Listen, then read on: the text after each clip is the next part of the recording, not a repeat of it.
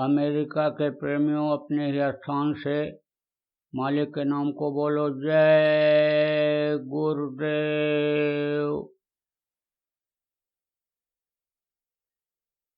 आप लोग जो भारतीय मूल के लोग हो,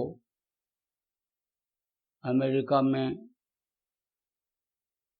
काम धंधा नौकरी कर रहे हो, आप बहुत से लोगों को ये मालूम है कि गर्मी, ठंडी, बरसात ये ऋतुएं हैं। अब ये जरूर है कि कहीं कहीं बारिश कम होती है, तो बरसात का महीना लोगों के कम समझ में आता है। कहीं ठंडी कम होती है, कहीं गर्मी कम होती है। तो अलग अलग देशों में अलग अलग समय को लोग समझते हैं, ऋतु को समझते हैं। लेकिन कम और ज़्यादा ये ऋतुएं सब जगह होती हैं। थोड़ी बहुत बरसात भी होती है, थोड़ी बहुत गर्मी भी पड़ती है, ठंडी भी पड़ती है। तो ये ऋतुओं में महीना होते हैं, जैसे सावन, भादो, ग्वार, आपका उधर जिसको आप अप्रैल, मई, जून कहते हो, चैत, बैसाख, जेठ, ये सब महीने होते हैं हिंदी महीने के हिसाब से। और ये नक्षत्र होते हैं, तिथियां होती हैं। ऋषि मुनियों ने इनको बनाया था, बहुत सोच समझ करके बनाया था। जैसे ज्योतिष विद्या के जानकार होते हैं, हस्तरेखा के जानकार होते हैं, शरीर के अंगों को देख करके बनावट के आधार पर जानकारी के लोग होते हैं, और अपने गणित से, अपनी ज्योतिष विद्या से हस्तरेखा देख करके, शरीर के बनावट को देख करके व्यक्ति के बारे में बता देते हैं, मौसम के बारे में बता देते हैं, समय के बारे में बता देते हैं। ऐसे ही ग्रह, नक्षत्र और ये जो तिथियां हैं, ये किसी मतलब से ही भारत के ऋषि मुनियों ने बनाया था। लोगों को जब इसकी जानकारी रहती थी, तब तो लोग बचत जिससे करना है, जिसमें बचना है, उससे बचते थे। और जिसका फायदा उठाना है, जिस तिथि का, जिस नक्षत्र का, उसका फायदा उठाते थे। लेकिन ये चीजें अब धीरे धीरे खत्म हो गई, खत्म होती जा रही हैं। खत्म तो अभी नहीं हुई हैं, खत्म होती जा रही हैं। भारत देश में तो समझने और समझाने वाले लोग हैं, लेकिन आपके यहाँ अमेरिका जैसे देश में तो इन चीज़ों को अमेरिका के जो नागरिक हैं वो तो जानते ही नहीं, समझते नहीं हैं। प्रकृति को, भगवान को, अपने को तो समझते ही नहीं हैं। वो तो इस शरीर को मशीन की तरह से अपने को मान लिए कि जैसे मशीन चलती रहती है, उसमें कोई चीज़ डालो, चक्की होती है, चक्की में आप अनाज डालो, पिस करके आटा निकाल देती है। आप फिर समझो कोई चीज़ डाई बना लो और उसमें कोई चीज़ केमिकल या कोई चीज़ डाल दो तो उसका सामान बन जाता है। तो वो लोग तो जो वहाँ के लोग हैं, जिन्होंने भारतीय संस्कृति को जाना नहीं, भारत को समझा नहीं, जो ऋषि मुनि और महात्मा को जानते नहीं, मानते नहीं, वो लोग तो शरीर को भी मशीन की तरह से मान लिए हैं। लेकिन आप लोगों को, बहुत से लोगों को जानकारी है, करने की भी इच्छा भी रखते हो, तो देखो समय थोड़ा थोड़ा थोड़ा थोड़ा कम होता और बढ़ता रहता है। जैसे कहते हैं कि ये 14 दिन का पक्ष है, इस दिन 2 तिथि है, और किसी किसी में कहते हैं एक ही तिथि 2 दिन है। तो ये घटता और बढ़ता रहता है। धरती जिस हिसाब से ये चलती है और नक्षत्रों के सामने ये पड़ती है, उसी हिसाब से यानी समझ लो कि इसमें कम और ज़्यादा होने लगता है। सूर्य के निकलने और चंद्रमा के दिखने के बीच का ये जो अंतर होता है, उसी हिसाब से ये तिथियां कम और ज़्यादा हो जाती हैं। घंटा पल और ये जो होता है यानी उसी के हिसाब से यानी बढ़ता जाता है। तो हर महीने में से कुछ न कुछ इस तरह का निकलता है और लगभग ये देखा गया कि 3 साल के ऊपर यह अधिमास होता है।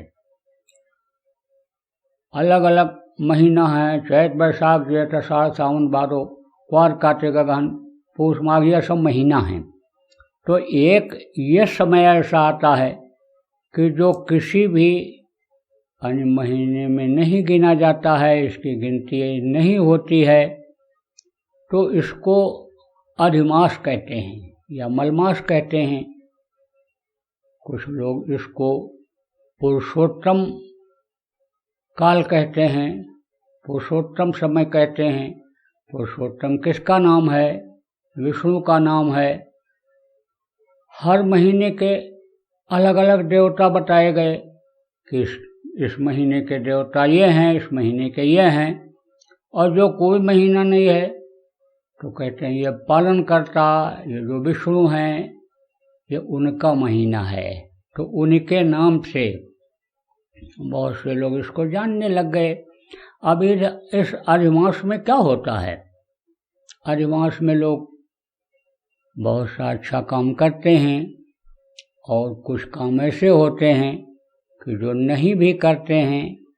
कहते हैं जैसे खरवास लगा है तो इस महीने में शादी ब्याह नहीं होगा, इस महीने में कोई यानी समझो कि बरछकाई जिसको कहते हैं सगाई, ये सब काम नहीं होगा, गौना नहीं होगा।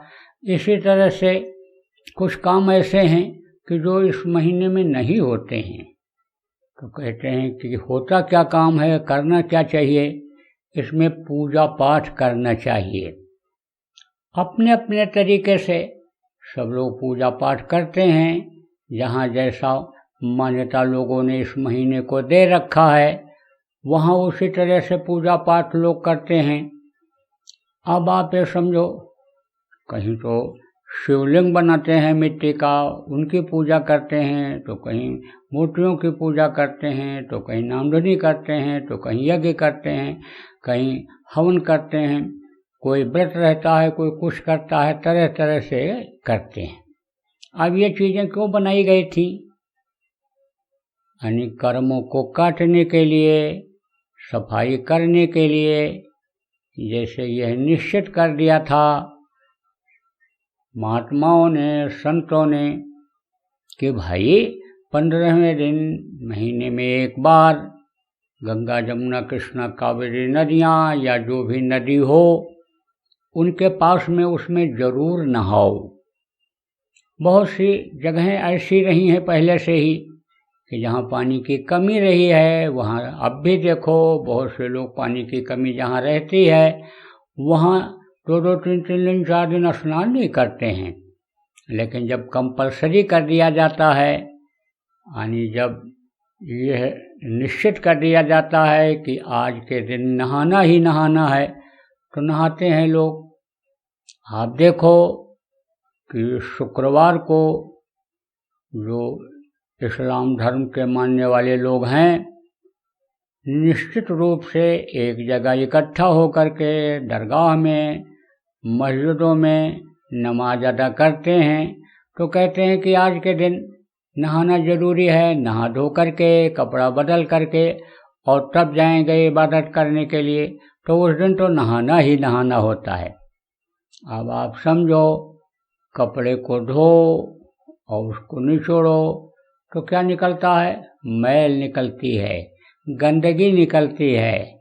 जब आदमी स्नान करता है तो हाथ को, सिर को, मुंह को, पैर को रगड़ता है, धोता है, तो क्या निकलता है? मैल निकलती है।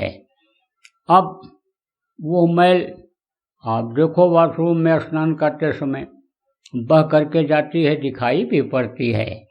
इसी तरह से हर महीने में से जो ये निकला, जिसका कोई उपयोग नहीं हुआ, किसी के लिए नहीं हुआ जिस समय का, वो समय जब एक जगह जुड़ गया, आप ये समझो गंदा पानी जब एक जगह इकट्ठा हो जाता है तो नाला बन जाता है। तो अब जब वो इकट्ठा हुआ तो यह मल मास कहलाया।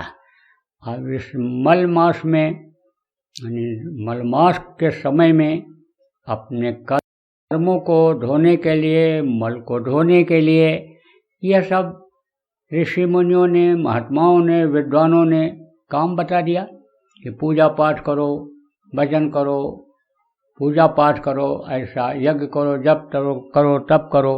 जिसको जितनी जानकारी रही उन लोगों ने बता दिया। अब उसी को लोग पकड़े हुए हैं, उसके अनुसार कर रहे हैं। यहाँ जो है समय परिस्थिति के अनुसार इस मल मास में पूजा पाठ कर रहा है। आप लोग सत्संगी हो, नामदानी हो, आप संत मत को मानते हो, संत मत को जानते हो, आप बहुत से लोग संतों की पहचान कर भी चुके हो, गुरु महाराज जैसे संत के सानिध्य में, शरण में आप आ चुके हो, तो आपको भी इस अनिश्चित समय में अपने ध्यान भजन को, अपने नामधुनी को, अपनी गतिविधियों को, यानी जो जीवन का अच्छा काम करने का है उसको बढ़ा देना चाहिए, उसमें ज़्यादा समय निकालना चाहिए। आप यह समझो कि एक महीना यह हमारा नहीं है, यह हमको परमार्थ करने के लिए मिला है। इसमें हम जो भी काम करते हैं अपने पेट के लिए, अपने बच्चों के लिए, यानी समझ लो कि हमको उसके लिए यानी समझो अलग से समय मिला है, कुदरत ने दिया है, एक्स्ट्रा टाइम मिला है, तो इसका उपयोग हम यानी समझ लो कि ऐसे काम में करें कि जैसे से हमारी भी सफाई हो जाए और हमसे जो लोग जुड़े हुए हैं, परिवार के लोग, रिश्तेदार, जो भाई बंधु जिनको कहा गया, उनको भी उससे लाभ मिल जाए। तो प्रेमियों, अवसर कभी कभी मिलता है, कभी कभी आता है। अब देखो अभी ये पितृपक्ष निकला, तो पितृपक्ष में आप ये समझो कि पितरों को लोग शांत करने का उपाय किया। अब ये इतना दिन निकल रहा है, इसके बाद में फिर आप समझो नवरात्र आएगी। नवरात्र का अलग महत्व है, अलग अलग अपने अपने तरीके से नवरात्र को लोग मनाएंगे, पूजा पाठ करेंगे, व्रत रहेंगे, व्रत का तरीका भी अलग अलग होगा। तो नवरात्र में तो अभी टाइम है, नवरात्र के बारे में भी आपको बताया जाएगा। लेकिन नवरात्र आने से पहले का जो ये समय है, इस समय को आप कोशिश करो कि ज़्यादा से ज़्यादा अच्छे काम में बीते, भजन भाव भक्ति में बीते, गुरु महाराज के नाम को आगे बढ़ाने में बीते। आप इस पर ध्यान दो, विचार करो और आप भाव भक्ति अपने अंदर भरो, गुरु के प्रति, उस मालिक के प्रति श्रद्धा प्रेम बढ़ाओ, आपस में आप प्रेम बढ़ाओ, सत्संगी आपस में प्रेम बढ़ाओ, अच्छे लोगों को आप जोड़ो, अच्छे लोगों से प्रेम बढ़ाओ। यह वह समय है। तो बहुत अच्छा रहा, आप सब लोगों का दर्शन मुझे मिल गया, बहुत अच्छा मौका रहा। आप जो है इसी तरह से नाम धुनी करते रहो। नाम धुनी में मैं भी जुड़ जाता हूँ आपके, आपको पता नहीं चलता है, लेकिन मैं भी आपके साथ जुड़ जाया करता हूँ।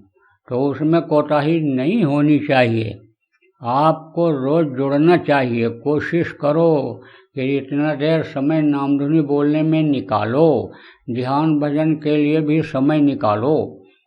उस दिन आप नामधुनी चलाओ, उसके बाद में फिर ध्यान भजन का भी कार्यक्रम आप चालू कर देना। जब ज़्यादा से ज़्यादा लोग जुड़ जाएंगे तो उसको भी आप चालू कर देना। तो आपके लिए अब देखो समय नहीं रहता था, लेकिन जब आपने शुरू कर दिया तो ये आधा घंटा का समय आपको मिलने लग गया। इसी तरह से ध्यान भजन नहीं करते हो आप, सब लोग जितने लोग सुन रहे हो सब लोग नहीं करते हो, हमको मालूम है। आप सोच रहे हो बस नाम धुनी में हम सलीक हो जाएंगे, नाम धुनी बोल लेंगे बस हमारा काम हो जाएगा। तो नाम धुनी से जीवात्मा का काम नहीं होगा। नाम धुनी से तो आप ये समझो कि जैसे भोजन बनाने के लिए सामान इकट्ठा किया जाता है और फिर भोजन बनाया जाता है और फिर खाया जाता है, तब पेट में जाता है। सामान आप बहुत इकट्ठा कर लो, भोजन बना के भी रख लो और खाओ नहीं तो पेट में नहीं जाएगा, वो फायदा नहीं करेगा, आप भूखे के भूखे रह जाओगे। ऐसे ही आपके कर्म तो कट सकते हैं, आपको बरकत मिल सकती है, बाहर से शांति मिल सकती है, शरीर को सुख मिल सकता है, लेकिन आत्मा भूखी ही रह जाएगी। जब तक इसको शब्द का आहार नहीं मिलेगा, जब तक प्रभु का इसको दर्शन नहीं होगा, यह तृप्त नहीं होगी, जब तक प्रभु की आवाज़ जीवात्मा सुनेगी नहीं, तब तक ये मस्त नहीं होगी, इसको आनंद नहीं आएगा। तो ये तड़पती ही ऐसे ही शरीर में निकल जाएगी। इसलिए इसके तड़पन को बुझाओ, इसके प्यास को बुझाओ, भजन ध्यान के लिए भी समय निकालो तो ठीक है, अब तो निकल जाएगा। अब आधा घंटा का जैसे ये चल रहा है, ऐसे आधा घंटा का ये चल जाएगा। 15 मिनट ध्यान लगाओ, अब 15 मिनट भजन करो, तो करोगे ही करोगे। तो जब नियम बन जाएगा तो शरीर भी सध जाएगा, मन भी रुकने लग जाएगा, तो करना ही करना रहेगा। तो दोनों अभियान आप चलाओ, ध्यान भजन का भी चलाओ। अलग से कुछ लोग करते हो, हमको मालूम है, कुछ लोग खाली सुमिरन ही करते हो, कुछ लोग थोड़ी देर आंख भी बंद कर लेते हो, कान में थोड़ी देर उंगली भी लगा लेते हो, और कुछ लोग मैंने देखा आप लोगों में करते भी हो, समय भी निकालते हो। हम सबकी बात नहीं करते हैं, यानी कि सब एक जैसे हो, अलग अलग हो, अलग अलग विचारधारा है, अलग अलग आपके अंदर ज्ञान है, बुद्धि है, अलग अलग आपके अंदर भाव और भक्ति है। लेकिन हम ये चाहते हैं कि आप एक रस हो जाओ, समरस हो जाओ। हम ये चाहते हैं कि भक्ति के नाम पर आपके अंदर कोई भी शंका न रह जाए, गुरु के प्रति, उस मालिक के प्रति शंका न रह जाए, अपने लिए शंका न रह जाए, ये न रह जाए कि भाई हम कोई इस शरीर में मिल नहीं सकता या दिखाई नहीं पड़ सकता, ये चीज़ न रह जाए।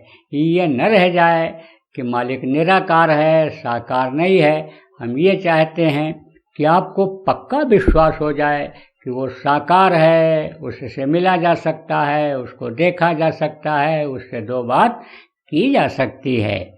तो बोलो जय गुरुदेव।